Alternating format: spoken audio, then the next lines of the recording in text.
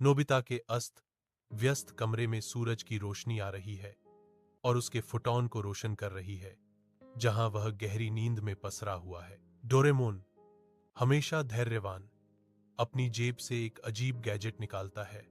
उसकी आंखों में एक शरारती चमक है। एक रोशनी की किरण नोबिता पर पड़ती है और वह तुरंत जाग जाता है। डोरेमोन के साथ हंसता है। नोबिता अपने स्कूल की किताबों और आने वाले होमवर्क को याद करते हुए कराहता है। उसके चेहरे पर डर की छाया मंडरा रही है। एक समझदार मुस्कान के साथ डोरेमोन एक और गैजेट निकालता है और एक चमक के साथ नोबिता का होमवर्क पूरा हो जाता है। एक बेडसाइड लैंप की कोमल चमक में डोरेमोन, उसका धातुई हाथ कांप रहा था, नोबिता को यह बताने के लिए संघर्ष करता है, नोबिता, मुझे अब भविष्य में वापस जाना होगा। नोबिता सदमे से आंखें चौड़ी किए और आंसू बहाते हुए गिड़गिड़ाता है, नहीं, तुम मुझे छोड़कर नहीं जा सकते। कृपया डोरेमोन, मत जाओ। डोरेमोन धीरे से नोबिता के हाथ को हटा देता है। उसकी आवाज में कड़वी, मीठी दृढ़ता भरी है।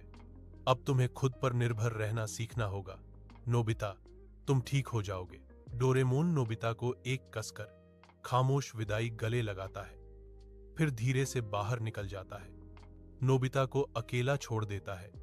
उसके कंधे सिसकियों से हिल रहे हैं। नोबिता के कमरे में सूरज की रोशनी आती है, जो शांत, खाली हवा में नाचते हुए धूल के कणों को रोशन करती है।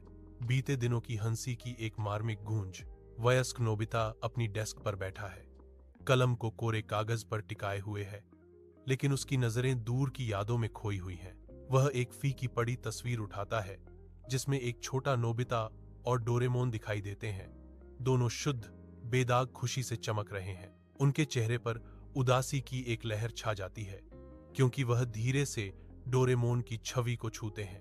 उनके होठों पर एक मीठी, कड़वी मुस्कान आ जाती है। अस्थायी मुस्कान गायब हो जाती है, क्योंकि अकेलापन उसे फिर से घेर लेता है, उसे शांत यादों के सागर में अकेला छोड़ देता है।